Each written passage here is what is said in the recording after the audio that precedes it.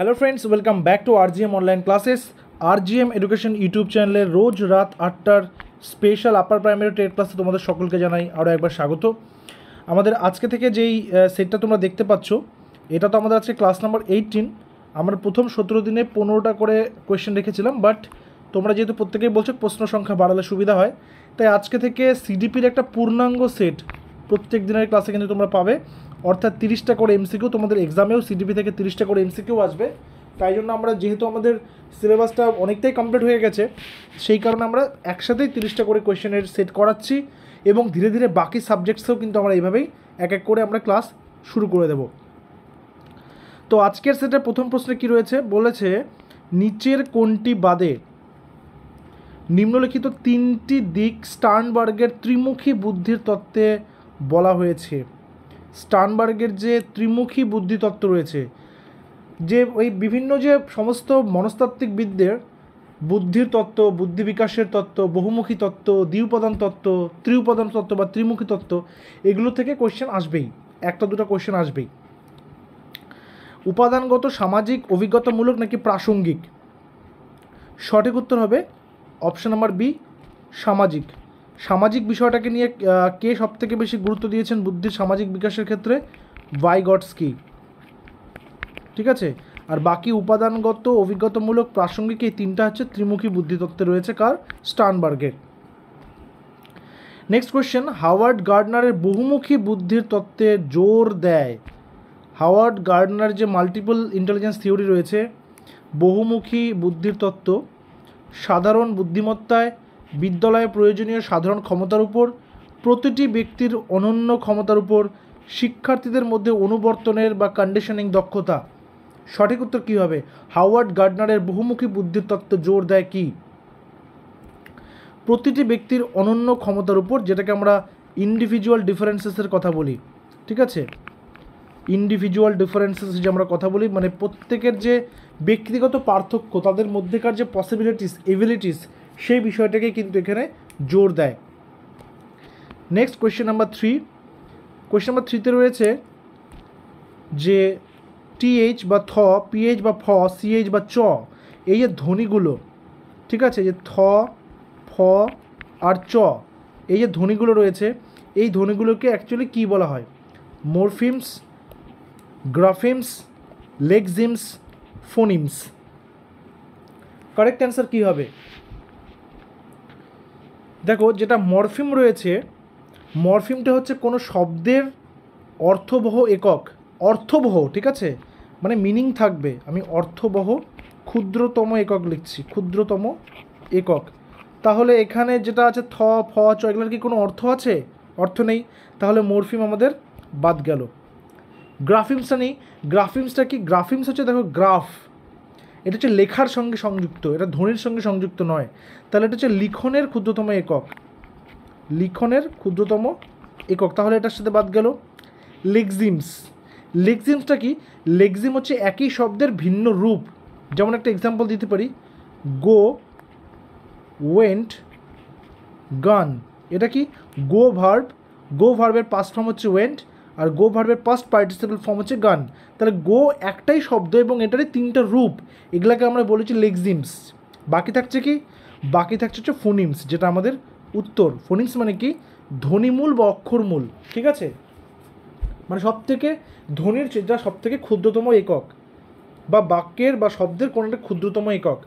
এইখানে কিন্তু কনসেপ্টটা ক্লিয়ার রাখতে হবে ফোনিমস আর মরফিমসের মধ্যে। ফোনিমস হচ্ছে মিনিংয়ের ব্যাপার নেই ওর কাছে, ওর কাছে সবচেয়ে ক্ষুদ্রতম একক। আর মরফিমস হচ্ছে ক্ষুদ্রতম একক, যেটাকে ভেঙে দিলে অর্থ থাকবে না, মানে লাস্ট যেই ক্ষুদ্রতম এককটা বা যেই ক্ষুদ্রতম পার্টটা মিনিং ক্যারি করছে, সেটাই হচ্ছে মরফিম। আর ফোনিম কোনো মিনিং ক্যারি করছে না, জাস্ট সাউন্ড, ধ্বনি। বোঝা গেল? নেক্সট কোয়েশ্চেন, শ্রেণীকক্ষে লিঙ্গ সম্পর্কে বাধা ধরা চিন্তা এড়াতে, মানে যেটাকে আমরা বলতে, বাধা ধরা চিন্তা বলতে এখানে প্রশ্নের ভাষাটা বুঝবে। এখানে কি বলেছে? এখানে যেটা বলতে চাইছে জেন্ডার স্টিরিওটাইপ, যেটা আমাদের স্টিরিওটাইপটা কীরকম, আমি একটা এক্সাম্পল দিয়ে বোঝাই। যেমন মেয়ে মানেই ও বড় হয়ে বিয়ে হয়ে অন্য বাড়ি চলে যাবে, রান্নাবান্না করবে, ঠিক আছে, ঘর সামলাবে, এটা হচ্ছে মেয়ের ডিউটি। আর ছেলের ডিউটি কেউ বড় হবে, বড় হয়ে ওকে কাজ করতে হবে, ইনকাম করতে হবে। এটা হচ্ছে জেন্ডার স্টিরিওটাইপ, মানে দীর্ঘদিন ধরে একটা কনসেপ্ট সমাজে চলে আসছে। ঠিক আছে। স্টিরিওটাইপটা এই কারণেই, কারণ যেহেতু দীর্ঘদিন ধরে চলে আসছে এবং বর্তমানে তো দেখো প্রত্যেকটা স্টিরিওটাইপ কিন্তু ভেঙে দেওয়া হচ্ছে ধীরে ধীরে, কারণ বর্তমানে মেয়েরা ছেলেদের সঙ্গে তাল মিলিয়ে সমস্ত জায়গাতে কিন্তু নিজেদেরকে প্রমাণ করছে এবং বর্তমানে অনেক জায়গাতে এগিয়েও আছে। সেটা আমাদের রাজ্য আমরা দেখছি গত 15 বছর ধরে একজন মুখ্যমন্ত্রী কিন্তু একজন নারী, ঠিক আছে। তো শ্রেণীকক্ষে লিঙ্গ সম্পর্কে বাধা ধরার চিন্তা এড়াতে একজন শিক্ষকের কী করা উচিত? ছেলে এবং মেয়ে উভয়কেই অপ্রচলিত ভূমিকায় রাখার চেষ্টা করা, ভালো মেয়ে ভালো ছেলে বলে শিক্ষার্থীদের ভালো কাজের প্রশংসা করা, মেয়েদের কুস্তিতে অংশগ্রহণ করতে নিরুৎসাহিত করা, যে না তুমি কুস্তি করতে পারবে না, তাহলে তো এটা কী হলো, আবার স্টিরিওটাইপকেই ইয়ে করা হলো, মানে প্রমোট করা হচ্ছে। ছেলেদের ঝুঁকি নিতে এবং সাহসী হতে উৎসাহিত করা, যে সবসময় সাহসী ছেলেরাই হবে, মেয়েরা নয়, ছেলেরাই ঝুঁকি নেবে, মেয়েরা নয়, তাহলে এই দুটো তো স্টিরিওটাইপকে প্রমোট করছে। ভালো মেয়ে ভালো ছেলে এটা বললেও কি আমি কী করছি, ক্লাসিফিকেশনস করে দিচ্ছি, তাহলে বাকি থাকছে কি, ছেলে এবং মেয়ে উভয়কেই অপ্রচলিত ভূমিকার রাখার চেষ্টা করা। মানে অপ্রচলিত মানে কি, যেটা সমাজের স্টিরিওটাইপকে ভেঙে দেবে, সেখানে কনসেপ্ট, সেখানে এক্সাম্পল তৈরি করা। সেখানে আমরা প্রত্যেক বিদুষী নারী, তার পাশাপাশি যারা বিভিন্ন ফিল্ডে, যেমন মেরি কম বক্সিংয়ে, যেমন সাইনা নেহওয়াল ব্যাডমিন্টনে, এবং যারা বিভিন্ন রকম ইভেন্টে অলিম্পিকেও যারা মেডেল জিতেছেন, ঠিক আছে, পিভি সিন্ধু এবং আরও অন্যান্য অনেকে রয়েছে, প্রত্যেকটা উদাহরণ সেট করা, যাতে করে প্রত্যেকে সেই জায়গাতে নিজেকে এগিয়ে নিয়ে যাওয়ার জন্য বদ্ধপরিকর থাকে। তো সেই জন্য অপ্রচলিত ভূমিকা রাখার চেষ্টা করা। বিদ্যালয়গুলিতে ব্যক্তিগত পার্থক্যগুলিকে, মানে ইন্ডিভিজুয়াল ডিফারেন্সেসকে পূরণ করা উচিত কিভাবে? প্রত্যেক শিক্ষার্থীদের মধ্যে ব্যবধান কমিয়ে দিতে হবে, মানে তারা যে বসেছে তাদের মাঝখানে ডিস্টেন্সটা কমাতে হবে। শিক্ষার্থীদের দক্ষতা এবং কর্মদক্ষতাগুলিকে সমান করে শিক্ষার্থীরা কেন শিখনে সক্ষম এবং অক্ষম সেটা বোঝার মাধ্যমে প্রত্যেক শিক্ষার্থীদের স্বতন্ত্র বলে মনে করে। সঠিক উত্তর অপশন নাম্বার সি, শিক্ষার্থীরা কেন শিক্ষণে সক্ষম এবং অক্ষম সেটা বোঝার মাধ্যমে, সেটা বুঝতে হবে অ্যাজ এ টিচার, যে কে কেন পিছিয়ে পড়ছে, ঠিক আছে। আচ্ছা, নেক্সট কোশ্চেনে যাওয়ার আগে তোমাদের প্রত্যেকে একটু জানিয়ে রাখি, আমাদের আরজিএম এডুকেশনের সম্পূর্ণ তত্ত্বাবধানে আপার প্রাইমারির কিন্তু একটা ব্যাচ অলরেডি শুরু হয়েছে, জাস্ট কিছুদিন হলো শুরু হয়েছে, এবং এটাই আমাদের 2025-এর লাস্ট ব্যাচ। কারণ তোমরা জানো যে কোর্টের আদেশ অনুযায়ী 2026-এর মার্চের মধ্যেই পরীক্ষা নিতে হবে, তাই সময় হাতে বেশি পাওয়া যাবে না। যেহেতু ব্যাচটা জাস্ট শুরু হয়েছে, তোমরা চাইলে অ্যাডমিশন নিতে পারো। আমাদের অফিসিয়াল হোয়াটসঅ্যাপ নম্বর 9564345236-এ তোমরা হোয়াটসঅ্যাপ করবে, আপার প্রাইমারি ব্যাচ লিখে তোমাদেরকে ডিটেলসটা দেওয়া হবে। বাকি ব্যাচ সংক্রান্ত সমস্ত তথ্য, ফি স্ট্রাকচার কী রয়েছে এই ভিডিও ডেসক্রিপশনে দেওয়া রয়েছে, তোমরা ক্লাসের শেষে যোগাযোগ করে নেবে। নেক্সট কি বলা হচ্ছে, নেক্সট বলা হচ্ছে শিক্ষার্থীদের মধ্যে ব্যক্তিগত পার্থক্যগুলিকে মোকাবিলা করার জন্য, ইন্ডিভিজুয়াল ডিফারেন্সেসগুলিকে মোকাবিলা করার জন্য একটি বিদ্যালয় কী ধরনের সহায়তা প্রদান করতে পারে? একটি শিশুকেন্দ্রিক পাঠ্যক্রম অনুসরণ করতে হবে, মানে যেখানে চাইল্ড সেন্ট্রিক একটা পাঠ্যক্রম, যেখানে সিলেবাস থাকবে বাচ্চাটা তার কী এবিলিটি রয়েছে, কী কোয়ালিটি রয়েছে, তার বৌদ্ধিক ক্ষমতা কত রয়েছে বাচ্চাগুলো, সেই অনুযায়ী তাকে সিলেবাস দিতে হবে, এবং শিক্ষার্থীদের বহুমুখী শিক্ষণের সুযোগ দিতে হবে, যাতে করে মানে আমরা যে ডাইভার্স ক্লাসরুমের কথা বলি, যেখানে বাচ্চাদের বিভিন্ন রকমের শেখার সুযোগ থাকে, বিভিন্ন রকমভাবে তাদের করার সুযোগ থাকে, মানে এই নয় যে স্যার যেটা বলে দিচ্ছে, ম্যাম যেটা বলে দিচ্ছে এইভাবেই করতে হবে, তা নয়, তারাও যাতে সেখানে অ্যাক্টিভ পার্টিসিপেন্টস হয়, এবং তারা যাতে সেখানে তারা নিজেদেরকে সেই টপিকের মধ্যে, সেই আলোচনার মধ্যে একজন মানে প্রত্যক্ষ অংশগ্রহণকারী হিসেবে তারা নিজেদেরকে তুলে ধরতে পারে, সেই ক্ষেত্রে কিন্তু উৎসাহিত করতে হবে। নাকি ব্যক্তিগত পার্থক্য দূর করার জন্য প্রত্যেকটি সম্ভাব্য ব্যবস্থা গ্রহণ করতে হবে, ধীরগতি সম্পন্ন শিক্ষার্থীদের বিশেষ স্কুলে পাঠাতে হবে, নাকি সকল শিক্ষার্থীদের জন্য এই স্তরের পাঠ্যক্রম অনুসরণ করতে হবে? তো সঠিক উত্তর অপশন নাম্বার এ। কেন সেটা আমরা আলোচনা করলাম এখনই। নেক্সট কোশ্চেন আসবো, কোশ্চেন নাম্বার 7, ধারাবাহিক এবং ব্যাপক নিরবচ্ছিন্ন মূল্যায়ন, কন্টিনিউয়াস অ্যান্ড কম্প্রিহেন্সিভ ইভ্যালুয়েশন। তোমরা এই অ্যাব্রিভিয়েটেড ফর্মসটা নিশ্চয়ই দেখেছো, CCE, continuous and comprehensive evaluation. এটা বলেছে শিখন নিশ্চিত করার জন্য একটি ব্যাপক স্কেলে ধারাবাহিক অভিক্ষায় নেওয়ার উপর, কীভাবে শিখন পর্যবেক্ষণ করা যায়, রেকর্ড করা যায় এবং উন্নতি করা যায় তার উপর, শিক্ষণের সঙ্গে পরীক্ষার নিখুঁত সম্পর্কের উপর, বোর্ডের পরীক্ষার অপ্রয়োজনীয়তার উপর। সঠিক উত্তর হবে কিভাবে শিখন পর্যবেক্ষণ করা যায়, রেকর্ড করা যায় এবং তারপরে সর্বোপরি উন্নত করা যায় সেটার উপর। কন্টিনিউয়াস অ্যান্ড কম্প্রিহেন্সিভ ইভ্যালুয়েশনের টার্গেটই থাকবে বাচ্চাগুলোর আলটিমেট ডেভেলপমেন্ট, আলটিমেট বিকাশ, আলটিমেট বৌদ্ধিক বিকাশ, আলটিমেট উন্নতি, ঠিক আছে? তো সেই কারণে শিক্ষণটা পর্যবেক্ষণ করতে হবে যে বাচ্চাদের লার্নিং কেমন হচ্ছে, তারপর সেটা রেকর্ডে রাখতে হবে যে তারা পরীক্ষায় কেমন ফলাফল করলো, কেমন ফিডব্যাক দিচ্ছে, এবং সেই হিসাব মতো উন্নত করতে হবে, ঠিক আছে? পরের নম্বর, বিদ্যালয় ভিত্তিক মূল্যায়ন মানে স্কুল বেসড অ্যাসেসমেন্ট, SBA যেটাকে আমরা বলি, স্কুল বেসড অ্যাসেসমেন্ট শিক্ষা বোর্ডের দায়িত্ব কমিয়ে দেবে, সর্বজনীন জাতীয় মান অর্জনে বাধা দেবে, কারণ নির্ণয়ের মধ্য দিয়ে শিক্ষার্থীদের আরও শিখতে সাহায্য করবে, নাকি শিক্ষার্থী এবং শিক্ষকদের গুরুত্বহীন এবং উদ্দেশ্যহীন করে তুলবে? সঠিক উত্তর, কারণ নির্ণয়ের মধ্য দিয়ে শিক্ষার্থীদের আরও শিখতে সাহায্য করবে, অপশন নম্বর সি। শিখনের জন্য প্রস্তুতি বলতে বোঝায় ছাত্রদের সাধারণ যোগ্যতার স্তর, শিক্ষার্থীদের ধারাবাহিকতার, শিক্ষার্থীদের বর্তমান জ্ঞানমূলক স্তর। দেখো, ধারাবাহিকতা এবং বর্তমান জ্ঞানমূলকটা কী জিনিস? অর্থাৎ আজকে তুমি ক্লাস 6-এর একটা ক্লাসে গেছো, যেখানে 50 জন বাচ্চা রয়েছে, তুমি ওদেরকে ক্লাস 5-এও পড়িয়েছো, ওই 50 জনকেই পড়িয়েছো, প্রত্যেকে কৃতকার্য হয়ে পরের ক্লাসে এসছে। এবার তুমি জানো, তুমি মনে করো ইংলিশটা পড়ো, তুমি জানো তুমি গত বছর ওদেরকে কী কী শিখিয়েছো এবং ওরা কতটা ফিডব্যাক দিয়েছে। এবার তুমি সেই মোতাবেক ক্লাস 6-এ ওদেরকে কিন্তু তারপর থেকে শুরু করবে, নাকি তাকে আগে থেকেই শুরু করতে থাকবে। হ্যাঁ, একটা ক্লাস হতে পারে পূর্বপাঠের পুনরালোচনা, কিন্তু তার মানে এই নয় যে তুমি কন্টিনিউ ওইগুলোই যে পড়িয়ে যাচ্ছ, ওরা তো সেগুলো অলরেডি শিখে নিয়েছে, তখন তোমাকে কী করতে হবে? এগোতে হবে। এটা হচ্ছে ধারাবাহিকতা এবং বর্তমান জ্ঞানমূলক স্তর অনুযায়ী প্রমোট করতে হবে, এগোতে হবে। শিখনের কাজগুলিকে সন্তোষজনক প্রকৃতি করতে হবে, নাকি থর্নডাইকের প্রস্তুতি সূত্র? সঠিক উত্তর, শিখনের ধারাবাহিকতায় শিক্ষার্থীদের বর্তমান জ্ঞানমূলক স্তরটাকে দেখতে হবে। পরের নম্বর হচ্ছে একটা কন্ডিশনাল কোয়েশ্চেন। একজন শিক্ষিকার শ্রেণীকক্ষে কিছু শারীরিক প্রতিবন্ধী শিশু আছে। আমরা যে ইনক্লুসিভ এডুকেশনের কথা বলি, অন্তর্ভুক্তিমূলক শিক্ষার কথা বলি, এটা তারই একটা উদাহরণ। ব্যাপারটা ভালো করে বুঝবে, কনসেপ্ট ক্লিয়ার আমি প্রত্যেকটা কোয়েশ্চেনই করে দেবো, ঠিক আছে? যেই টপিকটা আসবে প্রত্যেকটা কোয়েশ্চেনই করে দেবো। পরীক্ষার সময় শুধু প্রশ্নটা পড়বে, মন দিয়ে অ্যান্সার অটোমেটিক্যালি করতে পারবে। তো কিছু শারীরিক প্রতিবন্ধী শিশু আছে, নিচের কোনটি তার বলার জন্য উপযুক্ত হবে? তুমি অ্যাজ এ টিচার নিজেকে ভাবো, এখানে তোমার ক্লাসে কিছু ফিজিক্যালি হ্যান্ডিক্যাপ বাচ্চা রয়েছে, তোমার কি করা উচিত তাদের জন্য? হুইল চেয়ারে থাকা শিশুরা হলে যেতে তাদের সহপাঠীদের সাহায্য নিতে পারে, মানে যারা হুইল চেয়ারে আছে তারা সহপাঠীদের হেল্প নিয়ে ক্লাসে যাবে। শারীরিক অক্ষমতা সম্পন্ন শিশুরা শ্রেণীকক্ষে একটি বিকল্প কার্যকলাপ করতে পারে, মানে বাকিরা একটা কাজ করছে, ওদেরকে অন্য কাজ দেওয়া হলো, তাহলে তো কী হলো? ডিসক্রিমিনেশন হচ্ছে তো, তাই না? মোহন, কেন তুমি তোমার ক্রাচ ব্যবহার করে খেলার মাঠে যাওনি? এই প্রশ্নটা করতে হবে যে তোমার কাছে যে ক্রাচটা আছে বা তোমার যে হাঁটার জন্য তোমার যে সহযোগী উপক্রম মানে বস্তুটা তোমার সাথে রয়েছে, তুমি সেটাকে ইউজ করে কেন মাঠে যাওনি? এটা করে কি করলাম আমি? এই কথাটা বলে বাচ্চাটাকে আমি কি করলাম? ডিমোটিভেট করলাম নাকি মোটিভেট করলাম? আমি তাকে মোটিভেট করলাম যে তুমি কারো সাহায্য না নিয়ে তোমার যেটা উপকরণ রয়েছে তুমি সেটা নিয়ে নিজে থেকে কেন মাঠে যাওনি? তোমাকে যেতে হবে, তুমি কালকে থেকে যাবে, আজকে যাওনি কালকে থেকে যাবে। তাহলে তাকে কী করা? উৎসাহিত করা, ঠিক আছে?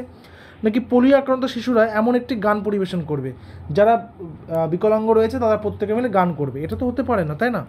সব থেকে বেশি ইম্পর্ট্যান্ট হচ্ছে অপশান নাম্বার সি, বাচ্চাটাকে উৎসাহিত করতে হবে, বাচ্চাটাকে মোটিভেট করতে হবে। নিম্নলিখিত কোনটি ছাড়া বাকি সমস্ত কিছুর কারণে শিখন অক্ষমতা ঘটতে পারে, লার্নিং ডিসঅ্যাবিলিটিস ঘটতে পারে?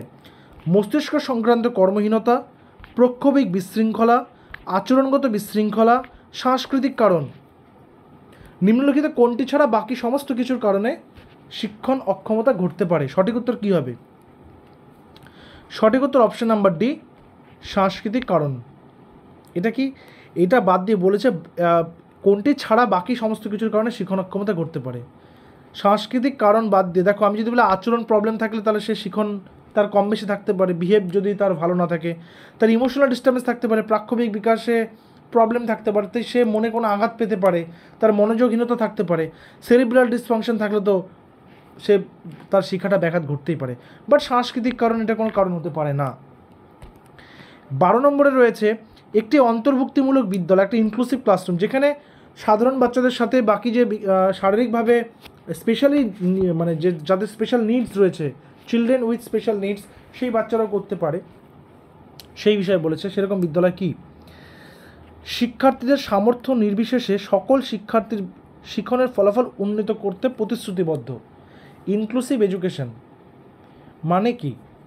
যেখানে শারীরিকভাবে মানসিকভাবে সক্ষম বাচ্চাগুলোর সাথেই কিছুটা পিছিয়ে থাকা শারীরিকভাবে বা মানসিকভাবে সেই বাচ্চাগুলো একসাথে একটা ক্লাসরুমে আসবে এবং তারা বাকিদের মতোই পড়াশোনা করবে, বাকিদের সাথেই পড়াশোনা করে তারা সঠিকভাবে তাদের শিখন এবং তাদের ডেভেলপমেন্টে তারা নিজেদেরকে উৎসাহিত করে তুলবে ক্লাসে। এমনই ক্লাসের পরিবেশটা করতে হবে, এমনই বিদ্যালয়টা তৈরি করতে হবে, নাকি তার প্রতি করুণা দৃষ্টি রাখতে হবে, তাকে দয়া করতে হবে, তাকে এটা ফিল করাতে হবে যে তুই যে বাকিদের থেকে তুই আলাদা, তাই তোকে এত করুণা করা হচ্ছে। এটা তো করলে হবে না, তাই না? তো এখানে সঠিক উত্তর কিন্তু অপশন নাম্বার এটাই। প্রার্থীদের সামর্থ্য নির্বিশেষে সকল শিক্ষার্থীর শিক্ষণের ফলাফল উন্নত করতে প্রতিশ্রুতিবদ্ধ হতে হবে, যাতে প্রত্যেকে উন্নতি করতে পারে। প্রতিভাবান শিক্ষার্থীরা মানে গিফটেড স্টুডেন্টস, আমরা দেখি না অনেক গিফটেড থাকে যারা অল্প সময়ে সিলেবাস কমপ্লিট করছে, তার পাশাপাশি আনুষঙ্গিক অনেক জ্ঞান তারা রাখছে এবং তারা সেটাকে ইউটিলাইজ করছে লাইফে। সেটা কি সহায়তার প্রয়োজন যা সাধারণ স্কুল দ্বারা প্রদান করা হয় না? শিক্ষক ছাড়াই তাদের পড়াশোনা পরিচালনা করতে পারে, অন্যান্য শিক্ষার্থীদের জন্য ভালো আদর্শ হতে পারে, শিক্ষণে অক্ষম হতে পারে। কারেক্ট অ্যান্সার কী হবে? কারেক্ট অ্যান্সার হবে সহায়তা প্রয়োজন যা সাধারণ স্কুল দ্বারা প্রদান করা হয় না। প্রতিভাবান শিশুদের কি করা দরকার? সহায়তা করতে হবে তাদেরকে। বাকি অপশানসগুলো তুমি দেখো, বাকি অপশানসগুলোর থেকে এটা হচ্ছে সবথেকে বেশি গুরুত্বপূর্ণ, কারণ প্রতিভাবান শিশুদেরকেও যখন এই বাকিদের সঙ্গে পড়ানো হচ্ছে তখন সে কিন্তু বোর ফিল করবে। এটার জন্যও রিমিডিয়াল ক্লাসেস রয়েছে। আমরা সবসময় খালি ভাবি রিমিডিয়াল ক্লাসে যারা পিছিয়ে আছে তাদের জন্য, তা কিন্তু নয়। রিমিডিয়াল ক্লাসেস যারা এগিয়ে আছে তাদের জন্য রয়েছে, তাদের যাতে অগ্রগতি কখনো থেমে না থাকে। ক্লাসে তো আমাকে অ্যাজ এ হোল অ্যাভারেজ ক্লাসরুমটাকে পড়াতে হবে একই রকমভাবে, বাট যেই বাচ্চাটা এগিয়ে আছে তাকে তো আমি বলতে পারি না তুমি ভাই নিজের গতিটা কমাও। তাকে আমাকে রিমিডিয়াল ক্লাসে বা তাকে এক্সট্রাভাবে তাকে আমাকে পুশ করতেই হবে, ঠিক আছে? পরের নম্বর, প্রতিভা বা গিফটেডনেস যে কারণে দেখা যায়। একটা বাচ্চার মধ্যে প্রতিভা কী কারণে দেখা যেতে পারে?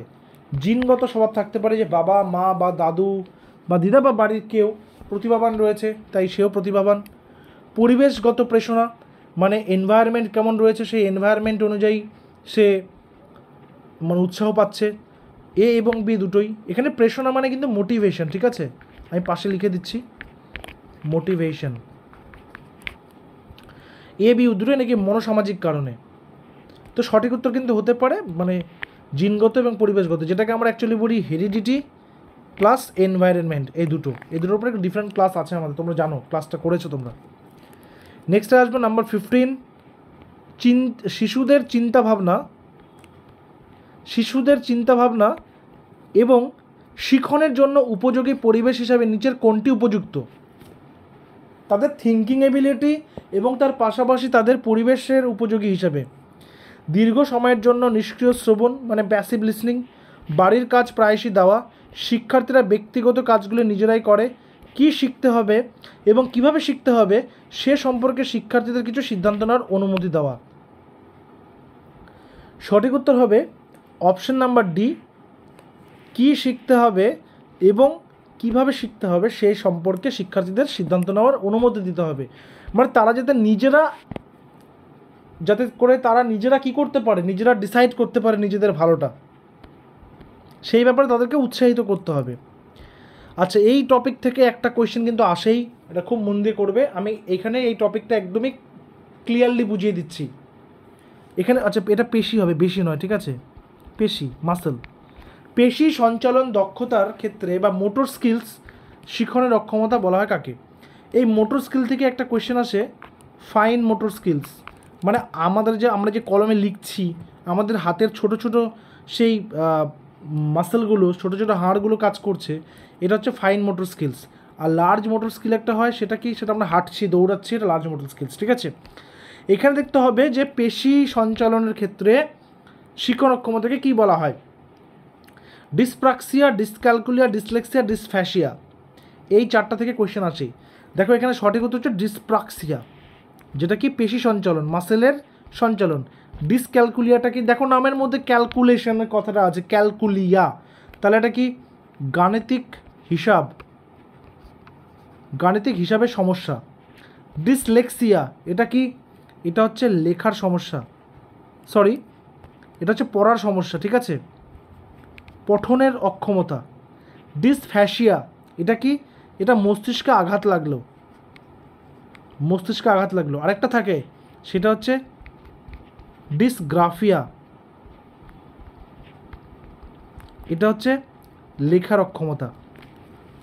তাহলে এখানে লার্নিং ডিসএবিলিটিসের 5টা করলাম কি, একটা পেশি সঞ্চালন অক্ষমতা যেটাকে আমরা বলবো ডিসপ্রাক্সিয়া, ডিসক্যালকুলিয়াটা হচ্ছে গাণিতিক ক্যালকুলেশনের সমস্যা, ডিসলেক্সিয়াটা কি পঠন সংক্রান্ত সমস্যা, ডিসফ্যাসিয়াটা কি মস্তিষ্কে কোনো আঘাত লাগলে সেখানে শেখার ক্ষেত্রে অক্ষমতা, আর ডিসগ্রাফিয়াটা হচ্ছে লেখার ক্ষেত্রে অক্ষমতা। আশা করি এটা আর ভুলবে না তোমরা, ঠিক আছে। নেক্সট নাম্বার 17, শিখন অক্ষমতা হলো মানে লার্নিং ডিসএবিলিটিস যেটাকে আমরা বলি, শিখন অক্ষমতা।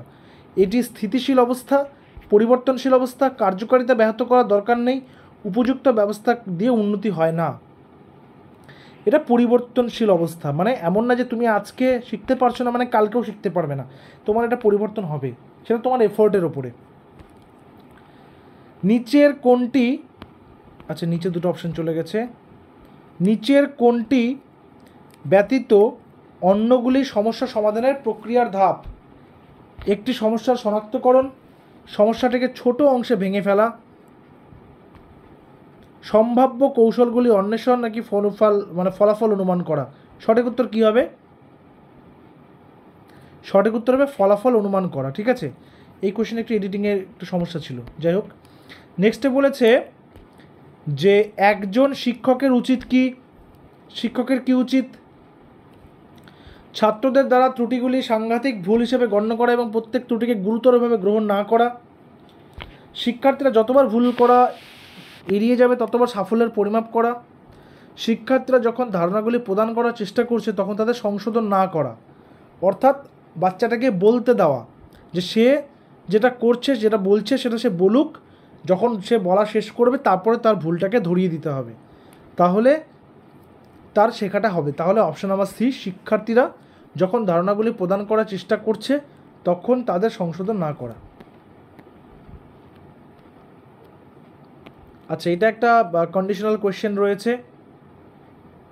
ইমা একজনের নাম, একটি পরীক্ষায় A+ গ্রেড পেতে মরিয়া, সে ডেসপারেট, সে পাবেই এমন ব্যাপার। সে পরীক্ষার হলে প্রবেশ করে এবং পরীক্ষা শুরু হওয়ার সঙ্গে সঙ্গে প্রচণ্ড নার্ভাস হয়ে পড়ল, তার হাত পা ঠান্ডা হয়ে গেল, তার হৃৎপিণ্ড ধরধর করতে শুরু করলো এবং সঠিকভাবে উত্তর দিতে পারলো না। এর প্রাথমিক কারণ কি হতে পারে? বুঝে গেছো কি বলতে চাইছে? ও প্রচুর পড়াশোনা করছে, A+ পাবে, কিন্তু পরীক্ষাতে গিয়ে নার্ভাস হয়ে গেছে। তাহলে সে কি তার প্রস্তুত সম্পর্কে খুব বেশি আত্মবিশ্বাসী নাও হতে পারে, যে সে প্রস্তুতি ভালো হয়নি হয়তো সেই জন্য সে ভয় পাচ্ছে। সেই পরীক্ষার ফলাফল সম্পর্কে অতিরিক্ত চিন্তা করতে পারে। দায়িত্বে থাকা পরিদর্শক শিক্ষক তার শ্রেণী শিক্ষক হতে পারেন এবং তিনি অত্যন্ত কঠোর প্রকৃতির। নাকি সে হঠাৎ প্রাক্ষোভিক উৎসাহে মানে ইমোশনাল আউটবার্স্টে মোকাবিলা করতে সক্ষম নাও হতে পারে। মানে যেহেতু সে খুবই এক্সাইটেড ছিল, ডেসপারেট ছিল, তাই তার কী হচ্ছে, ইমোশনাল আউটবার্স্ট হয়েছে, যে কারণে সে হঠাৎ করে সেই ইমোশনটা কন্ট্রোল করতে পারেনি। পরের নম্বর, নিচের জ্ঞানমূলক প্রক্রিয়াগুলির বা ক্রিয়াগুলির মধ্যে থেকে কোনটি প্রদত্ত তথ্য বিশ্লেষণ করতে ব্যবহৃত হয়? শনাক্ত করা, পার্থক্য করা, শ্রেণীবিন্যাস করা, নাকি বর্ণনা করা? সঠিক উত্তর অপশন নাম্বার বি, পার্থক্য করা। নেক্সট কি বলেছে? রাজেশ, বুঝবে কন্ডিশনটা, বুঝবে কি বলতে চেয়েছে। রাজেশ একজন উদাসীন, ভোরেশিয়াস, উদাসীন পাঠক। তার কোর্সের বইগুলি অধ্যয়ন করার পাশাপাশি সে প্রায়শই লাইব্রেরিতে যায়, বিভিন্ন বই পড়ে, এমনকি লাঞ্চ ব্রেকেও রাজেশ তার প্রজেক্ট করে। পরীক্ষার পড়াশোনা করার জন্য তার শিক্ষক বা পিতামাতার প্ররোচনার প্রয়োজন নেই এবং মনে হয় সে সত্যি শেখার আনন্দ পায়। এটা কি ঘটনাকেন্দ্রিক শিক্ষার্থী, মানে যেহেতু ঘটনাগুলো হচ্ছে ফ্যাক্ট সেন্টার্ড, যা দেখছে সেটাই শিখছে, নাকি শিক্ষকের দ্বারা অনুপ্রাণিত শিক্ষার্থী, নাকি মূল্যায়ন কেন্দ্রিক শিক্ষার্থী, নাকি অন্তর্নিহিত অনুপ্রাণিত শিক্ষার্থী? দেখো একটা জিনিস মনে রাখবে, যদি ও বাইরে থেকে ওকে মোটিভেট করা হয় মূল্যায়ন কেন্দ্রিক, যেটাকে আমরা বলছি যে পরীক্ষায় ভালো ফলাফল করতে হবে তাই সে পড়ছে, তাহলে শুধু সিলেবাস পড়তো। সে কিন্তু লাইব্রেরিতে গিয়ে পড়তো না, প্রজেক্ট নিজে নিজে করতো না, ওর নিজের ভেতর থেকেই আসছে যে আমাকে পড়তে হবে ভালো করে, ঠিক আছে। তো অন্তর্নিহিত অনুপ্রাণিত মানে যেটাকে আমরা বলি ইনস্টিংসিক্যালি মোটিভেটেড লার্নার, ঠিক আছে, যার ভেতর থেকে আসছে যে আমাকে ভালো পড়তে হবে। নেক্সট বলেছে প্রাক প্রাথমিক স্তরের শিশুরা কোনো কিছু আবিষ্কার করার অনুমতি পেয়ে সন্তুষ্টি পায়, তারা হতাশ হয়ে পড়ে যখন তাদের নিরুৎসাহিত করা হয়, তারা তাদের যে প্রেষণার কারণে এটি করে। প্রাক প্রাথমিক স্তর বলেছে এখানে, কোনো কিছু যখন নতুন করে ডিসকভার করে, এখানে আবিষ্কার মানে ডিসকভার করা, তখন সেটার সন্তুষ্টি হয় কী পেয়ে? অনুমতি পেয়ে। তারা হতাশ হয়ে পড়ে, তারা নিরুৎসাহিত হয়, তারা কোন প্রেষণার কারণে এটা তারা করে? তাদের উপেক্ষা করার কারণে, যখন তাদেরকে উপেক্ষা করা হয়, শ্রেণীর সঙ্গে সম্বন্ধযুক্ত হতে, ক্লাসে বিশৃঙ্খলা সৃষ্টি করতে, নাকি তাদের ক্ষমতা প্রয়োগ করতে। সঠিক উত্তর কী হবে? সঠিক উত্তর হবে তাদের উপেক্ষা করার কারণে, মানে তাদেরকে ইগনোর করে। যখন কেউ ইগনোর করলে, দেখো যেহেতু প্রথমে বললো যে অনুমতি পেলো তাই সন্তুষ্ট হলো, যেহেতু অনুমতি পেলো না, ইগনোরেন্স পেলো, সেই কারণে তারা কিন্তু আবার হতাশ হয়ে পড়ছে, নিরুৎসাহিত হয়ে পড়ছে। নেক্সট বলেছে মানুষের বুদ্ধি এবং বিকাশ বোঝার ফলে একজন শিক্ষক সক্ষম হয়। বুদ্ধি এবং বিকাশ বোঝার ফলে একজন শিক্ষক সক্ষম হয় কিসে? পাঠদানের সময় শিক্ষার্থীদের প্রক্ষোভের উপর নিয়ন্ত্রণ করতে, বিভিন্ন ধরনের শিক্ষার্থীদের শিক্ষণের বিষয়ে অবগত হতে, শিক্ষার্থীদের বলতে পারেন যে কিভাবে তারা তাদের জীবনে উন্নত করতে পারে, নাকি নিরপেক্ষভাবে তার শিক্ষণের অনুশীলন করতে। সঠিক উত্তর কী হবে? সঠিক উত্তর হবে অপশন নাম্বার বি, বিভিন্ন ধরনের শিক্ষার্থীদের শিক্ষণের বিষয়ে অবগত হতে। অর্থাৎ যে ডাইভার্স ক্লাসরুম, বিভিন্ন রকমের স্টুডেন্ট ক্লাসে আছে এবং তাদের শিক্ষণের পদ্ধতি কি সেই বিষয়ে অবগত হতে, ঠিক আছে।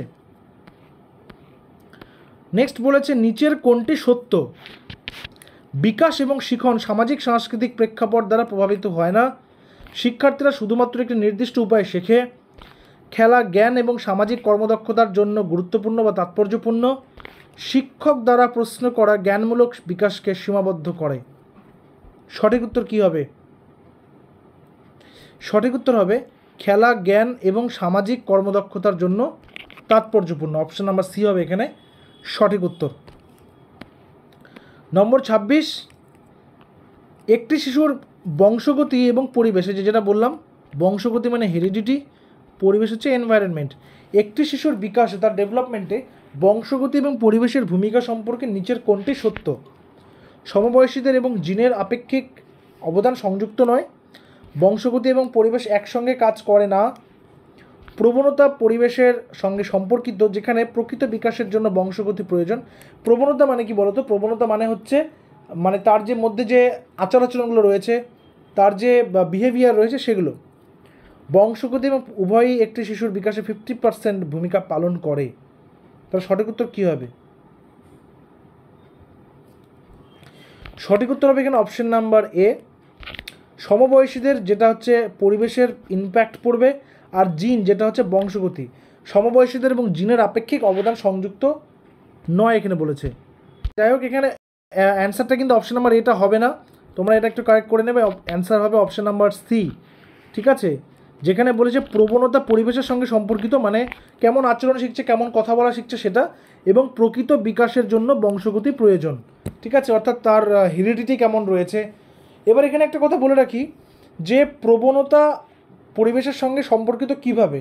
আমি একটা এক্সাম্পল সবসময় মানে দিয়ে থাকি যে একটা টুইন বাচ্চা রয়েছে, যমজ বাচ্চা রয়েছে, সেই যমজ বাচ্চা দুটো একই জেনেটিক্স নিয়ে জন্মগ্রহণ করলেও তারা কিন্তু যদি দুজন আলাদা আলাদা শহরে, আলাদা আলাদা রাজ্যে বা আলাদা আলাদা দেশে মানুষ হয়, তাহলে তারা কিন্তু সেই দেশ বা সেই রাজ্য বা সেই শহরের সমস্ত রকমের অভ্যাস নিয়েই কিন্তু তারা বড় হবে, ঠিক আছে। পরের নম্বর, সামাজিকীকরণ বা সোশ্যালাইজেশন হলো শিক্ষক এবং শিক্ষণীয় বিষয়ের মধ্যে সম্পর্ক, সমাজের আধুনিকীকরণের প্রক্রিয়া, সামাজিক নিয়মের অভিযোজন, সামাজিক নিয়মের পরিবর্তন। সঠিক উত্তর কী হবে? সঠিক উত্তর হবে সামাজিক নিয়মের অভিযোজন, অপশন নাম্বার সি। কেন সামাজিকীকরণটা সামাজিক নিয়মের অভিযোজন কেন? কারণ একটা বাচ্চা যখন বড় হচ্ছে সমাজের নিয়ম দেখছে, বুঝতে পারছে, শিখছে, এবং সেইভাবেই তার কিন্তু বিকাশটা ঘটছে। নম্বর 28, একজন পিটি শিক্ষক, পিটি টিচার চান তার ছাত্ররা ক্রিকেট খেলায় ফিল্ডিংয়ে উন্নতভাবে করুক, মানে ভালো ফিল্ডিং করুক। নিচের কোন কৌশলটি তার ছাত্রদের সেই লক্ষ্য অর্জনে সর্বতোভাবে সাহায্য করবে? শিক্ষার্থীদের বলবেন যে তাদের জন্য ফিল্ডিং শেখা কতটা গুরুত্বপূর্ণ, ভালো ফিল্ডিং এবং সাফল্যের হারের মধ্যে থাকা যুক্তি ব্যাখ্যা করবেন, শিক্ষার্থীদের পর্যবেক্ষণের সময় ফিল্ডিং প্রদর্শন করবেন, নাকি শিক্ষার্থীদের ফিল্ডিংয়ের ক্ষেত্রে প্রচুর অনুশীলন করাবেন। যেহেতু তিনি চান যে বাচ্চারা মানে ফিল্ডিংটা শিখুক, তাহলে তাদেরকে প্র্যাকটিস করাতে হবে। সো অপশান নাম্বার ডি হচ্ছে এখানে কারেক্ট অ্যান্সার। কোয়েশ্চেন নাম্বার 29, আরও একটা কন্ডিশনাল কোয়েশ্চেন রয়েছে। একজন শিক্ষক তার ছাত্রছাত্রীদের একটি পরিস্থিতির একাধিক মতামত উপলব্ধি করার ক্ষেত্রে সাহায্য করতে চান। তিনি তার ছাত্রছাত্রীদের বিভিন্ন দলে এই পরিস্থিতি নিয়ে বিতর্ক করার একাধিক সুযোগ প্রদান করে। ভাইগটস্কের দৃষ্টিভঙ্গি অনুসারে ছাত্রছাত্রীরা ড্যাশ বিভিন্নভাবে দেখবে এবং পরিস্থিতিটির একাধিক দৃষ্টিভঙ্গি তৈরি করবে। কিসের মাধ্যমে বা কোন বিষয়ের মাধ্যমে? অভ্যন্তরীণ করে বা ইন্টারনালাইজ করে, নির্মাণ করে, কার্যকর করে, নাকি যুক্তিকর করে? কারেক্ট অ্যান্সার কী হবে? কারেক্ট অ্যান্সার হবে অভ্যন্তরীণ করে বা অপশন নাম্বার এ হবে এখানে সঠিক উত্তর।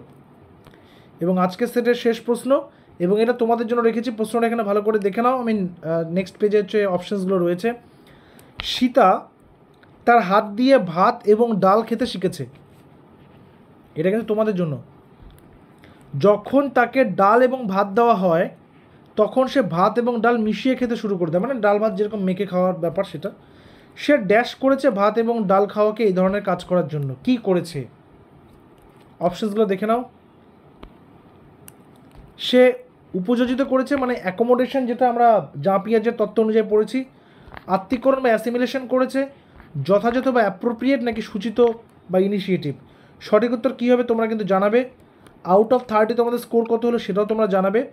এবং আমাদের আপার প্রাইমারি টেট ব্যাচে অ্যাডমিশনের জন্য আমাদের অফিসিয়াল হোয়াটসঅ্যাপ নম্বর 9564345236 তোমরা মেসেজ করবে। আপার প্রাইমারি টেট লিখে তোমাদেরকে সমস্ত ডিটেলস কিন্তু দিয়ে দেওয়া হবে।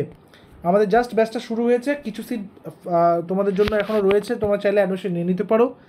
দেখা হচ্ছে পরবর্তী ক্লাসে। Till then stay connected with RGM education YouTube channel. Thank you very much.